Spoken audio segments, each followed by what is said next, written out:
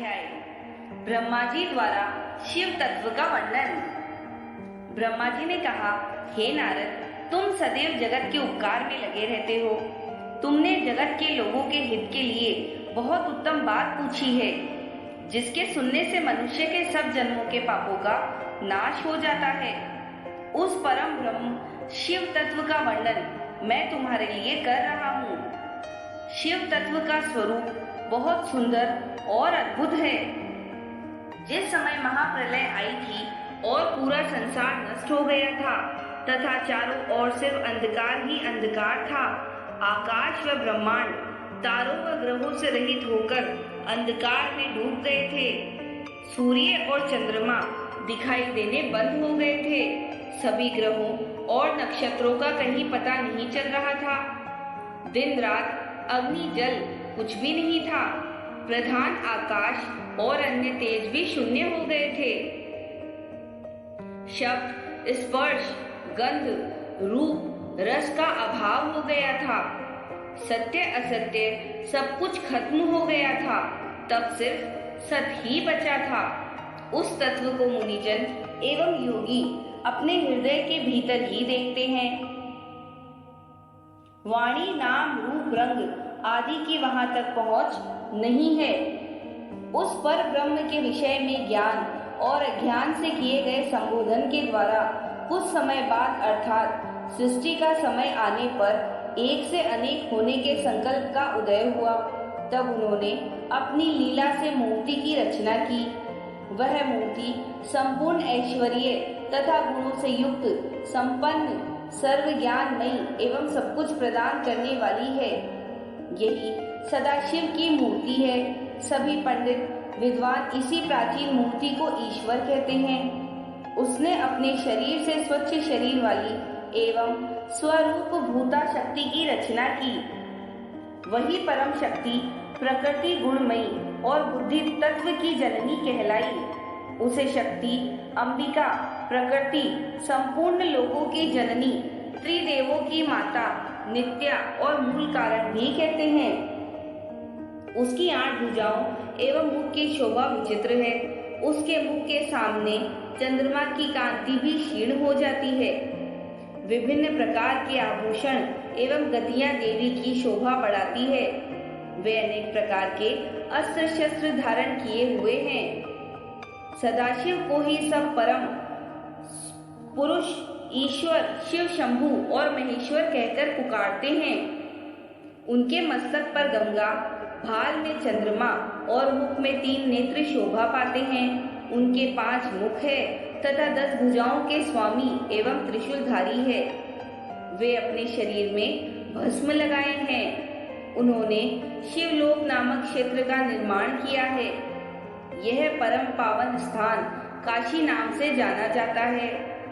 यह परम मोक्षदायक स्थान है।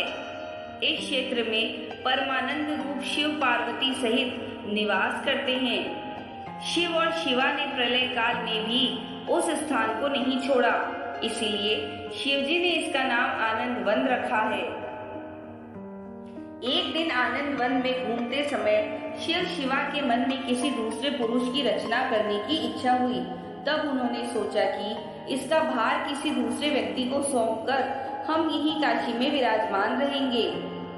ऐसा सोचकर उन्होंने अपने वाम भाग के 10वें अंग पर अमृत मल दिया, जिससे एक सुंदर पुरुष वहां प्रकट हुआ, जो शांत और सत्व गुणों से युक्त एवं गंभीरता का अथाह सागर था। उसकी कांति इंद्रनील मणि के समान श्याम थी। उसका पूरा शरीर दिव्य शोभा से चमक रहा था तथा नेत्र कमल के समान थे। उसने हाथ जोड़कर भगवान शिव और शिवा को प्रणाम किया तथा प्रार्थना की कि मेरा नाम निश्चित कीजिए। यह सुनकर भगवान शिव हंसकर बोले कि सर्वत्र व्यापक होने से तुम्हारा नाम विष्णु होगा। तुम भक्तों को सुख देने वाले होगे।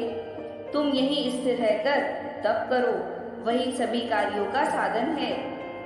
ऐसा कहकर शिवजी ने उन्हें ज्ञान प्रदान किया तथा वहां से अंतर ध्यान हो गए।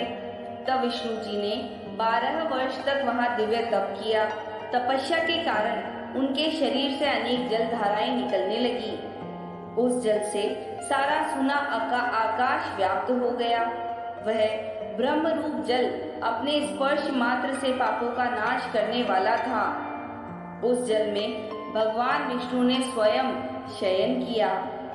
नार अर्थात जल में निवास करने के कारण ही वे नारायण कहलाए। तभी से उन महात्मा से सब तत्वों की उत्पत्ति हुई। पहले प्रकृति से महान और उससे 3 गुण उत्पन्न हुए तथा उनसे अहंकार उत्पन्न हुआ। उससे शब्द, स्पर्श, रूप, रस और गंध एवं 5 भूत प्रकट हुए। उनसे ज्ञानेंद्रियां एवं कर्मेंद्रियां बनी। उस समय एकाकार 24 तत्व प्रकृति से प्रकट हुए एवं उनको ग्रहण करके परम पुरुष नारायण भगवान शिव जी की इच्छा से जल में सो गए। 7वां अध्याय विवादग्रस्त ब्रह्मा विष्णु के मध्य अग्नि स्तंभ का प्रकट होना। ब्रह्मा जी कहते हैं, हे देवर्षि, जब नारायण जल में शयन करने लगे तब शिव जी की इच्छा से विष्णु जी की नाभि से एक बहुत बड़ा कमल प्रकट हुआ। उसमें असंख्य नाल दंड थे। वह पीले रंग का था और उसकी ऊंचाई भी कई योजन थी। कमल सुंदर, अद्भुत और संपूर्ण तत्वों से युक्त था। वह रमणीय और पुण्य दर्शनों के योग्य था। तत्पश्चात भगवान शिव ने मुझे अपने दाहिने अंग से उत्पन्न किया। उन महेश्वर ने अपनी माया से मोहित कर नारायण देव के नाभि कमल में मुझे डाल दिया और लीला पूर्वक मुझे प्रकट किया। इस प्रकार उस कमल से पुत्र के रूप में मुझे जन्म मिला। मेरे 4 मुख लाल मस्तक पर त्रिपुंड धारण किए हुए थे। भगवान शिव की माया से मोहित होने के कारण मेरी ज्ञान शक्ति बहुत दुर्लभ हो गई थी और मुझे कमल के अतिरिक्त और कुछ भी दिखाई नहीं दे रहा था।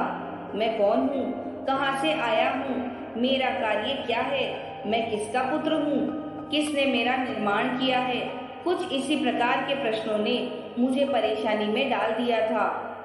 कुछ क्षण बाद मुझे बुद्धि प्राप्त हुई और मुझे लगा कि इसका पता लगाना बहुत सरल है।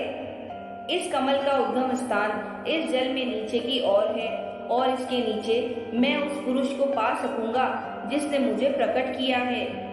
यह सोचकर एक नाल को पकड़कर मैं 100 वर्षों तक नीचे की ओर उतरता रहा, परंतु फिर भी मैंने कमल की जड़ को नहीं पाया। इसलिए मैं पुनः ऊपर की ओर बढ़ने लगा। बहुत ऊपर जाने पर भी कमल कोश को नहीं पा सका। तब मैं और अधिक परेशान हो गया। उसी समय भगवान शिव की इच्छा से मंगलमय आकाशवाणी प्रकट हुई। उस वाणी ने कहा, तपस्या करो। उस आकाशवाणी को सुनकर अपने पिता का दर्शन करने हेतु मैंने तपस्या करना आरंभ कर दिया और 12 वर्ष तक घोर तपस्या की। तब 4 भुजाधारी सुंदर नेत्रों से शोभित भगवान विष्णु प्रकट हुए।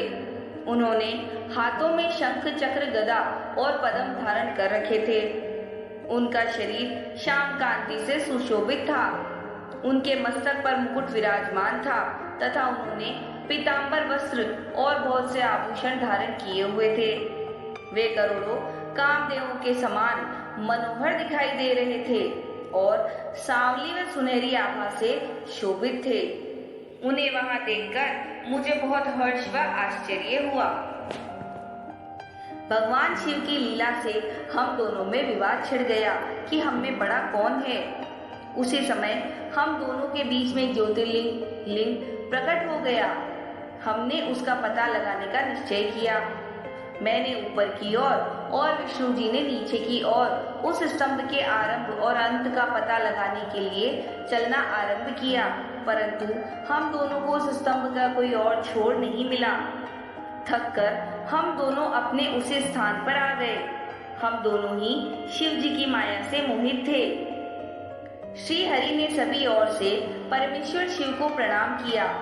ध्यान करने पर भी हमें कुछ ज्ञात न हो सका। तब मैंने और श्री हरि ने अपने मन को शुद्ध करते हुए अग्नि स्तंभ को प्रणाम किया। हम दोनों कहने लगे, महाप्रभु, हम आपके स्वरूप को नहीं जानते।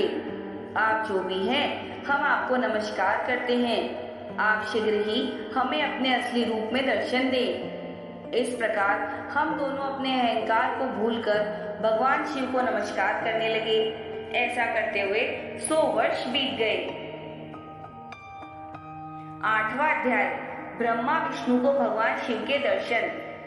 ब्रह्मा जी बोले, मुनि श्रेष्ठ नारद, हम दोनों देवता घमंड को भूलकर निरंतर भगवान शिव का स्मरण करने लगे। हमारे मन में ज्योतिर्लिंग के रूप में प्रकट परमेश्वर के वास्तविक रूप का दर्शन करने की इच्छा और प्रबल हो गई। शिव शंकर गरीबों के प्रतिपालक, अहंकारियों के गर्व को चूर करने वाले तथा सबके अविनाशी प्रभु है। वे हम पर दया करते हुए हमारी उपासना से प्रसन्न हो गए। उस समय वहां उन सूर्यश्रेष्ठ से ओम नाद स्पष्ट रूप से सुनाई देता था। उस नाद के विषय में मैं और विष्णु जी दोनों यही सोच रहे थे कि यह कहाँ से सुनाई पड़ रहा है। उन्होंने लिंग के दक्षिण भाग में सनातन आदि वर्ण आकार का दर्शन किया, उत्तर भाग में उकार का, मध्य भाग में मकार का और अंत में ओम नाद का साक्षात दर्शन एवं अनुभव किया। दक्षिण भाग में प्रकट हुए आकार का सूर्य मंडल के समान तेजोमय रूप देखकर जब उन्होंने उत्तर भाग में देखा तो वह अग्नि के समान दीप्तिशाली दिखाई दिया। तत्पश्चात ओम को देखा, जो सूर्य और चंद्र मंडल की भांति स्थित थे और जिनके शुरू एवं अंत का कुछ पता नहीं था, तथा सत्य आनंद और अमृत स्वरूप पर ब्रह्म परायण ही दृष्टि गोचर हो रहा था। परंतु यह कहाँ से प्रकट हुआ है? इस अग्नि स्तंभ की उत्पत्ति कहाँ से हुई है? यह श्रीहरि सोचने लगे तथा इसकी परीक्षा लेने के संबंध में विचार करने लगे। तब श्रीहरि ने भगवान शिव का चिंतन करते हुए वेद और शब्द के आवेश से युक्त हो अनुपम अग्नि स्तंभ के नीचे जाने का निर्णय लिया। मैं और विष्णु जी विश्वात्मा शिव का चिंतन कर रहे थे। तभी वहां एक ऋषि प्रकट हुए। उन्हीं ऋषि के द्वारा परमेश्वर विष्णु ने जाना कि इस शब्द ब्रह्ममय शरीर वाले परम लिंग के रूप में साक्षात पर ब्रह्म स्वरूप महादेव जी प्रकट हुए हैं। ये चिंता रहित रुद्र है। पर ब्रह्म परमात्मा शिव का वाचक प्रणव ही है। वह एक सत्य परम कारण आनंद अकृत परात्पर और परम ब्रह्म है। प्रणव के पहले अक्षर आकार से जगत के बीज भूत अर्थात ब्रह्मा जी का बोध होता है। दूसरे अक्षर उकार से सभी के कारण श्री हरि विष्णु का बोध होता है। तीसरा अक्षर मकार से भगवान शिव का ज्ञान होता है। अकार सृष्टिकर्ता, उकार मोह में डालने वाला और मकार नित्य अनुग्रह करने वाला है। मकार अर्थात भगवान शिव बीजी अर्थात बीज के स्वामी हैं, तो अकार अर्थात ब्रह्मा जी बीज है।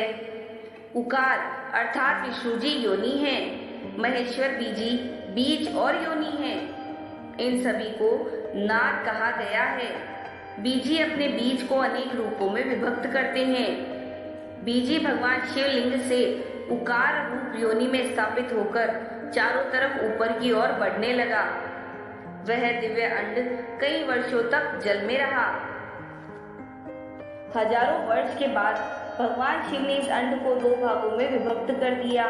तब इसके 2 भागों में से पहला सुवर्णमय कपाल ऊपर की ओर स्थित हो गया, जिससे स्वर्गलोक उत्पन्न हुआ, तथा कपाल के नीचे के भाग से 5 तत्वों वाली पृथ्वी प्रकट हुई।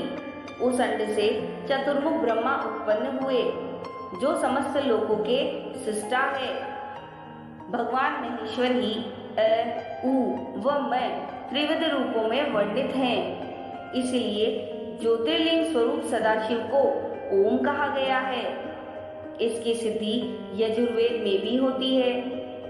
देवेश्वर शिव को जानकर विष्णु जी ने शक्ति संभूत मंत्रों द्वारा उत्पन्न एवं महान अभ्युदय से शोभित भगवान शिव की स्तुति करनी शुरू कर दी। इसी समय मैंने और विश्वपालक भगवान विष्णु ने एक अद्भुत व सुंदर रूप देखा, जिसके 5 मुख, 10 भुजा, कपूर के समान गौरवर्ण, परम कांतिमय, अनेक आभूषणों से विभूषित, महान उदार, महावीर्यवान और महापुरुषों के लक्षणों से युक्त था।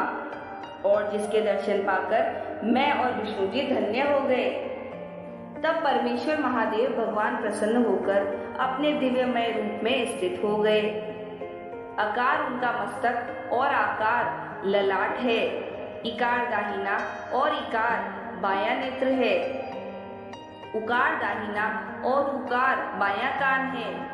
ऋकार दायां और ऋकार बायां गाल है। ल री उनके नाक के छिद्र हैं।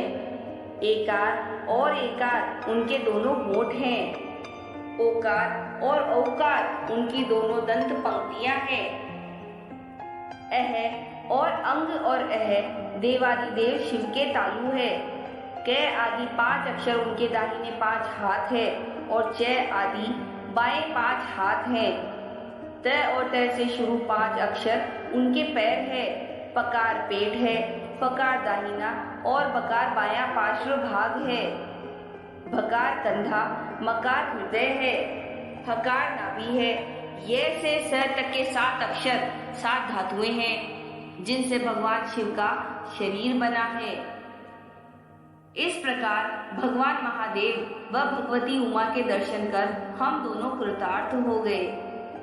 हमने उनके चरणों में प्रणाम किया। तब हमें 5 कलाओं से युक्त ओंकार जनित मंत्र का साक्षात्कार हुआ। तत्पश्चात महादेव जी ओम तत्वमसि महावाक्य दृष्टि गोचर हुआ, जो परम उत्तम मंत्र रूप है। इसके बाद धर्म और अर्थ का साधक बुद्धि स्वरूप 24 अक्षरीय गायत्री मंत्र प्रकट हुआ, जो पुरुषार्थ रूपी फल देने वाला है। तत्पश्चात मृत्युंजय मंत्र, फिर पंचाक्षर मंत्र तथा दक्षिणामूर्ति व चिंतामणि का साक्षात्कार हुआ।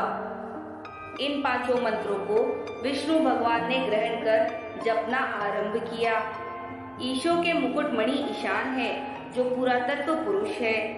हृदय को प्रिय लगने वाले, जिनके चरण सुंदर है, जो सांप को आभूषण के रूप में धारण करते हैं, जिनके पैर व नेत्र सभी और है, जो मुझे ब्रह्मा के अधिपति, कल्याणकारी तथा सृष्टि पालन एवं संहार करने वाली हैं, उन वरदायक शिव को मेरे साथ भगवान विष्णु ने प्रिय वचनों द्वारा संतुष्ट चित्त से स्तुति की। 9वां अध्याय देवी उमा एवं भगवान शिव का प्राकट्य एवं उपदेश देना। ब्रह्मा जी बोले, नारद, भगवान विष्णु द्वारा की गई अपनी स्तुति सुनकर कल्याणमयी शिव बहुत प्रसन्न हुए और देवी उमा सहित वहां प्रकट हो गए। भगवान शिव के 5 मुख थे और हर मुख में 3-3 नेत्र थे। मस्तक में चंद्रमा, सिर पर जटा तथा संपूर्ण अंगों में विभूति लगा रखी थी। 10 भुजा वाले गले में नीलकंठ आभूषणों से विभूषित और माथे पर भस्म का त्रिपुंड लगाए थे। उनका यह रूप मन को मोहित करने वाला और परम आनंदमयी था। महादेव जी के साथ भगवती उमा ने भी हमें दर्शन दिए। उनको देखकर मैंने और विष्णु जी ने पुनः उनकी स्तुति करनी शुरू कर दी। तब पापों का नाश करने वाले तथा अपने भक्तों पर सदा कृपा दृष्टि रखने वाले महेश्वर ने मुझे और भगवान विष्णु को श्वास से वेद का उपदेश दिया। तत्पश्चात उन्होंने हमें गुप्त ज्ञान प्रदान किया। वेद का ज्ञान प्राप्त कर कृतार्थ हुए विष्णु जी और मैंने भगवान शिव और देवी के सामने अपने दोनों हाथ जोड़कर नमस्कार किया तथा प्रार्थना की। विष्णु जी ने पूछा, हे देव, आप किस प्रकार प्रसन्न होते हैं तथा किस प्रकार आपकी पूजा और ध्यान करना चाहिए? कृपया कर हमें इसके बारे में बताएं तथा सदुपदेश देकर धन्य करें। ब्रह्मा जी कहते हैं, नारद, इस प्रकार श्री हरि की यह बात सुनकर अत्यंत प्रसन्न हुए। कृपा निधान शिव ने प्रीति पूर्वक यह बात की। श्री शिव बोले, मैं तुम दोनों की भक्ति से बहुत प्रसन्न हूँ। मेरे इसी रूप का पूजन व चिंतन करना चाहिए। तुम दोनों महाबली हो। मेरे दाएं बाएं अंगों से तुम प्रकट हुए हो।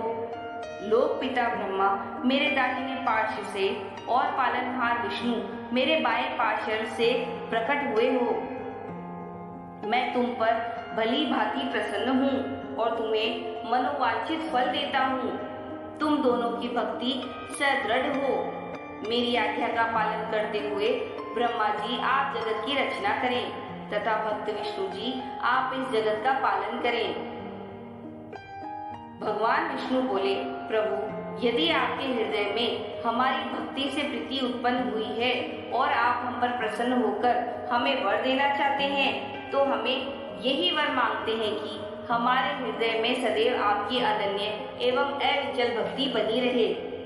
ब्रह्मा जी बोले, नारद विष्णु जी की यह बात सुनकर भगवान शंकर प्रसन्न हुए। तब हमने दोनों हाथ जोड़कर उन्हें प्रणाम किया। शिव जी कहते हैं, मैं सृष्टि पालन और संहार का करता हूँ। मेरा स्वरूप सगुण और निर्गुण है। मैं ही सच्चिदानंद निर्विकार परम ब्रह्म और परमात्मा हूँ। सृष्टि की रचना, रक्षा और प्रलय रूप गुणों के कारण मैं ही ब्रह्मा विष्णु और रुद्र नाम धारण कर तीनों रूपों में विभक्त हुआ हूँ। मैं भक्त वत्सल हूँ और भक्तों की प्रार्थना को सदैव पूरी करता हूँ। मेरे इसी अंश से रुद्र की उत्पत्ति होगी। पूजा की विधि विधान की दृष्टि से हम में कोई अंतर नहीं होगा।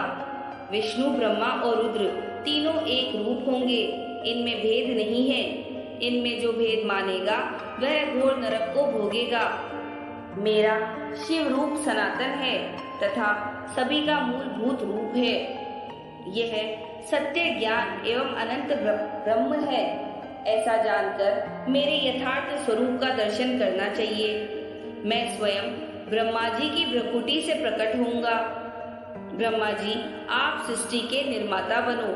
श्री हरि विष्णु इसका पालन करें तथा मेरे अंश से प्रकट होने वाले रुद्र प्रलय करने वाले हैं। उमा नाम से विख्यात परमेश्वरी प्रकृति देवी है। इन्हीं की शक्ति भूता वाग देवी सरस्वती ब्रह्मा जी की अर्धांगिनी होगी और दूसरी देवी जो प्रकृति देवी से उत्पन्न होगी लक्ष्मी रूप में विष्णु जी की शोभा बढ़ाएंगी तथा काली नाम से जो तीसरी शक्ति उत्पन्न होगी वह मेरे अंशभूत रुद्र देव को प्राप्त होगी। कार्य सिद्धि के लिए वे ज्योति रूप में प्रकट होगी। उनका कार्य सृष्टि पालन और संहार का संपादन है। मैं ही सृष्टि पालन और संहार करने वाले रज आदि तीनों गुणों द्वारा ब्रह्मा विष्णु और रुद्र नाम से प्रसिद्ध हूँ। तीनों रूपों में प्रकट होता हूँ। तीनों लोकों का पालन करने वाले श्री हरि अपने भीतर तमोगुण और बाहर सत्वगुण धारण करते हैं। त्रिलोक का संहार करने वाले रुद्रदेव भीतर सत्वगुण और बाहर तमोगुण धारण करते हैं तथा त्रिभुवन की सृष्टि करने वाले ब्रह्मा जी बाहर और भीतर से रजोगुणी हैं। इस प्रकार ब्रह्मा विष्णु तथा रुद्र तीनों देवताओं में गुण हैं तो शिव गुणातीत माने जाते हैं। हे विष्णु, तुम मेरी आज्ञा से सृष्टि का प्रसन्नता पूर्वक पालन करो। ऐसा करने से तुम तीनों लोकों में पूजनीय होगे। 10वां अध्याय। श्री हरि को सृष्टि की रक्षा का भार तथा त्रिदेव को आयु बल देना। परमेश्वर शिव बोले, हे उत्तम व्रत का पालन करने वाले विष्णु, तुम सर्वदा सब लोकों में पूजनीय और मान्य होंगे। ब्रह्मा जी के द्वारा रचे लोक में कोई दुख या संकट होने पर दुखों और संकटों का नाश करने के लिए तुम सदा तत्पर रहना। तुम अनेकों अवतार ग्रहण कर जीवों का कल्याण कर अपनी कीर्ति का विस्तार करोगे।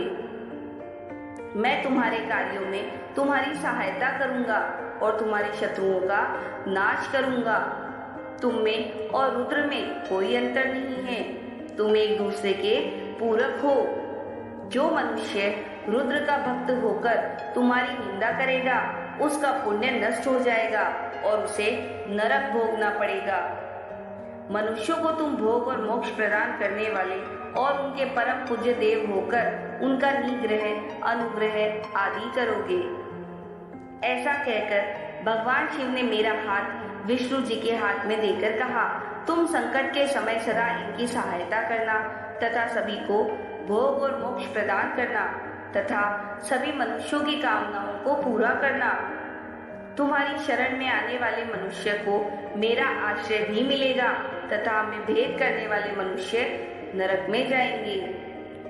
ब्रह्मा जी कहते हैं, देवर्षि नारद, भगवान शिव का यह वचन सुनकर मैंने और भगवान विष्णु ने महादेव जी को प्रणाम कर धीरे से कहा, हे करुणानिधि भगवान शंकर, मैं आपकी आज्ञा मानकर सब कार्य करूंगा। मेरा जो भक्त आपकी निंदा करे उसे आप नरक प्रदान करें। आपका भक्त मुझे अत्यंत प्रिय है।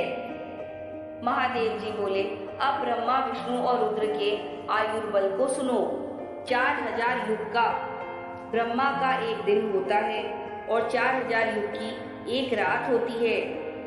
30 दिन का एक महीना और 12 महीनों का एक वर्ष होता है। इस प्रकार के वर्ष प्रमाण से ब्रह्मा की 100 वर्ष की आयु होती है और ब्रह्मा का एक वर्ष विष्णु का एक दिन होता है। वह भी इसी प्रकार से 100 वर्ष जिएंगे तथा विष्णु का एक वर्ष रुद्र के एक दिन के बराबर होता है और वह भी इसी क्रम से 100 वर्ष तक स्थित रहेंगे। तब शिव के मुख से एक ऐसा श्वास प्रकट होता है जिसमें उनके 21,600 दिन और रात होते हैं। उनके 6 बार सांस अंदर लेने और छोड़ने का एक पल और 8 घड़ी और 60 घड़ी का एक दिन होता है। उनके सांसों की कोई संख्या नहीं है, इसलिए वे अक्षय है। अतः तुम मेरी आज्ञा से सृष्टि का निर्माण करो। उनके वचनों को सुनकर विष्णु जी ने उन्हें प्रणाम करते हुए कहा कि आपकी आज्ञा मेरे लिए शिरोधार्य है। यह सुनकर भगवान शिव ने उन्हें आशीर्वाद दिया और अंतर्ध्यान हो गए। उसी समय से लिंग पूजा आरंभ हो गई।